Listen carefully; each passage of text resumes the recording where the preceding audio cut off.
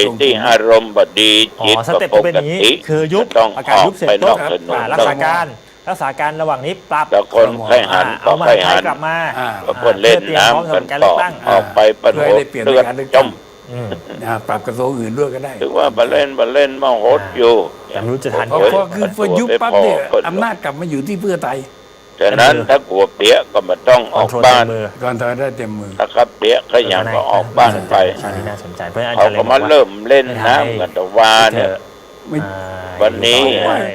ผมอยู่ข้างนอก มันเหมือน คิดอย่าง สมัยแตะก่อน นะ ละ แต่ว่า นะ คนในมันหนักกว่าผมนะ แต่ว่าโยมมาทำบุญเอาน้ำเป็นทาน เขาแซวกันบอกตอนนี้เนี่ย การเมืองเนี่ยร้อนกว่าอากาศอีกนะ โดยเฉพาะอย่างยิ่งระหว่างเพื่อไทยกับภูมิใจไทยเนี่ยเมื่อวานอยู่ๆลูกชายคุณในวินแกไปโยนระเบิดกลางสภา ไปทำบุญ ครับ จับเข้าทำหัว ไม่เอาคาสิโน โอ้โห เป็น เท่านั้นนะฮะ แฟนกันแท้หรอก คนบอกโอ้โหแบบนี้มันอยู่ด้วยกันไม่ได้แล้วมั้งครับ ถามว่าย่ำ ทีละประเด็น ปี๊ย เอาเรื่องแรกก่อน ตัวลุง การพูดแบบนี้เนี่ย หลวงพ่อเนี่ย มันทำให้สถานะรัฐบาลตอนนี้มันอยู่ในภาวะขาดคอนอย่างหนักแล้วหรือเปล่าในฐานะที่เราเคยอยู่ในการเมืองมาก่อนนี่เป็นสัญญาณหนึ่งหรือเปล่าว่า มันใกล้จะถึงจุดสิ้นสุดแล้ว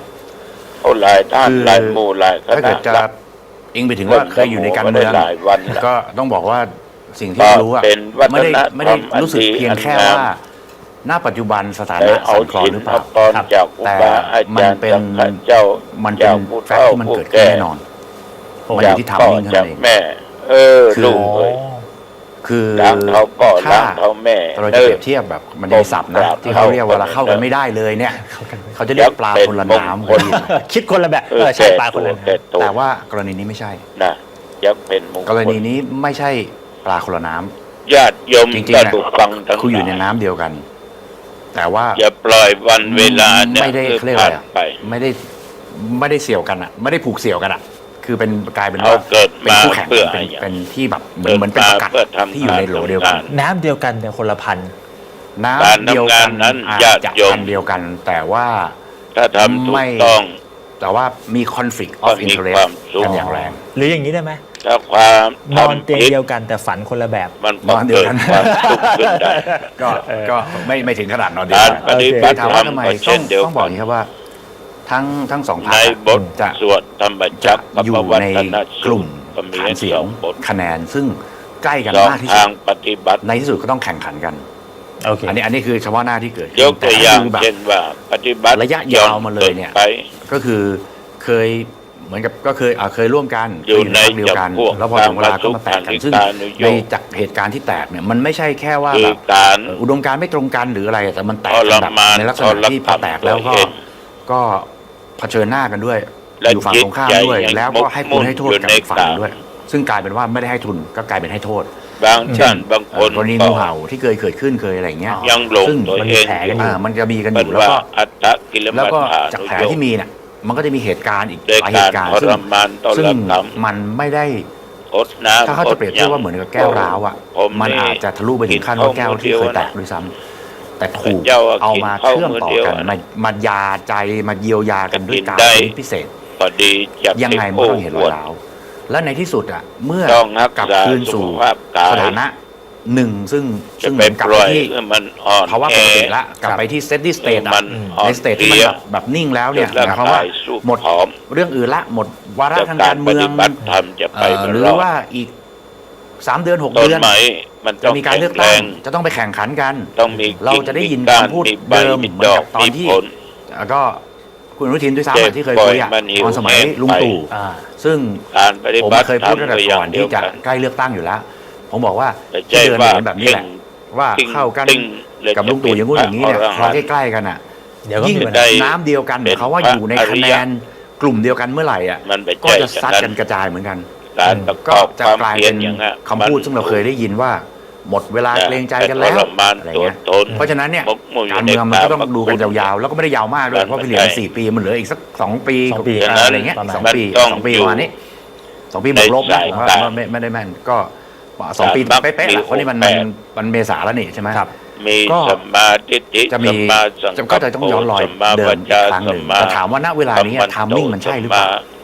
สั ทำนี่มันยังไม่ใช่ สัมมา เพราะว่า อจิโวสัมมาสั มันเป็น สัา มันก็คือแบบร่วมครม สัมมาสมา นะ ธิ เมื่อก่อนมันอาจจะมีใครเขาเรียกว่าเป็นแบ่งเค้กบ้างเป็นบุฟเฟ่ต์คาบิเนต เอาเปลี่ยน เป็นอะไร พยายาม ต่างๆเนี่ย เอา เพราะฉะนั้นตอนเนี้ยมันเหมือนกับว่า จะต้อง ผล ไปหวัง ประโยชน์เนี่ยมันไปใน จะ ทิ ต้ ศ อง ทาง บร เดี ร ยว ลุ กัน นิพ พอ พา ใน น ทิศทางเดียวกันเนี่ยโอกาสที่จะทะเลาะกันมันไม่มี แต่ว่า จะต้อง ในเมื่อรู้อยู่แล้วว่า ได้ นับ ผล ไปเถอะว่า พอถึงเวลาอีก พยายาม 6 เดือนจะเลือกตั้ง ทำไป หรืออาจจะเร็วกว่านั้น แต่ ไม่ จะ แรง เกิน แน่ กำลังของ มันจะ ตัวเอง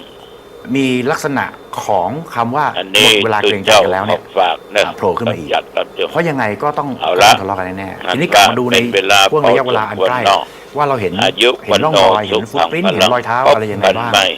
โอกาสหน้า นัด เจ ห ริ มา ญ ย